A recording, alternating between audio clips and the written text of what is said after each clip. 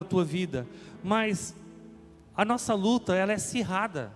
E se a gente fica muito falando, deixa acontecer primeiro. Neemias, ele foi aqui prudente, ele saiu de noite para vigiar, para ver como que estava ali a história de Jerusalém, para ver as portas, mas algo ali muito chamou também a atenção, foi que quando ele saiu de noite, ele com o animal dele, tinha lugar que ele não conseguia passar, de tanta que era a ruína e a destruição naquele lugar. E a gente sabia que quando se mexe com reconstrução e se encontrava em ruína, muito trabalho ele teria. Mas aí algo que eu gostaria de falar para você, a respeito de uma dessas portas. E depois você vai me entender o porquê que eu vou falar dessa porta, que é a porta chamada Monturro. Essa porta Monturro era que todo o lixo da cidade saía por ela. Então você já imaginou uma cidade completamente destruída, as muralhas, brecha nas muralhas, os portões queimados, e todo aquele lixo, todo aquele monturro, juntando com todo aquele entulho da destruição, era algo assim que ficou ali, Neemias surpreso de ver tudo aquilo, aquelas dificuldades, qual o povo que estava em escravo ainda, que tinha algumas pessoas dentro da cidade passando por dificuldades, sendo oprimidas pelos seus adversários, por seus inimigos. E a porta do monturro chamou a atenção, que depois eu gostaria de falar juntamente assim ao meu coração e ao teu coração, porque Deus, ele falou muito nessa ministração, a porta do monturro, a porta do lixo, e manda quem pode e obedece quem tem juízo. Eu falei, tá bom, Senhor, aquilo que tiver que falar a respeito da porta do monturro, eu tão somente quero eu quero poder ser ministrado por ela, e a gente vai falar depois dessa porta do monturro. Só que no capítulo 2, o versículo 18, ele disse assim: então lhes declarei como a mão do meu Deus me fora favorável, como também as palavras do rei que tinha me dito.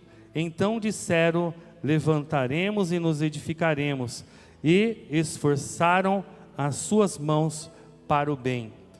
Neemias, ele cobrou aqui um pouco do ânimo do povo, porque era um povo que estava assim sofrido, um povo que estava amedrontado, é um povo daqueles que tinham saído da Babilônia, por 70 anos ficaram ali cativos, e daquele povo que foi para Jerusalém, era um povo que estava sofrido.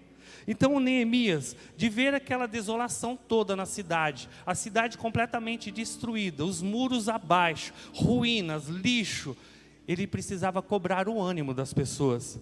E se nós olharmos lá no Evangelho de João, capítulo 16, o versículo de número 33, a gente vê algo assim que quando Deus fala para a gente, quando a gente aceita Jesus, a gente acha que é tudo mil e maravilha, né?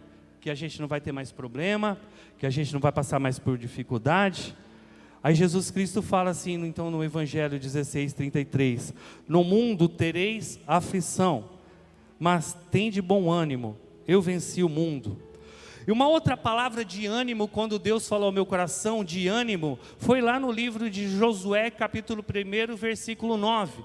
Assim, após a morte de Moisés, Josué, o seu sucessor, o Senhor próprio se encarrega de falar a Josué: não fui eu que lhes ordenei, seja forte e corajoso, não se apavore e nem se desanime, pois o Senhor seu Deus estará com você por onde você andar. Essa palavra de ânimo que Deus falou ao coração de Moisés. E desta mesma maneira, quando Neemias viu toda essa destruição, ele precisava passar algo de confiança, porque uma coisa é você começar uma construção do zero, a outra coisa é você começar uma construção tendo que remover os entulhos, remover todo o lixo, remover tudo que não prestava, tirar de tudo para poder fazer e reparar aqueles muros. E eu não estou falando de qualquer muro, eu estou falando com muros de 12 metros de altura, com 8 metros de largura, com 4.000 metros de comprimento, então era muito trabalho.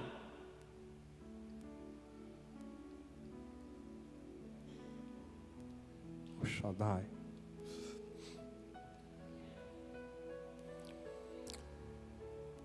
Mas esse não era todas as dificuldades que Neemias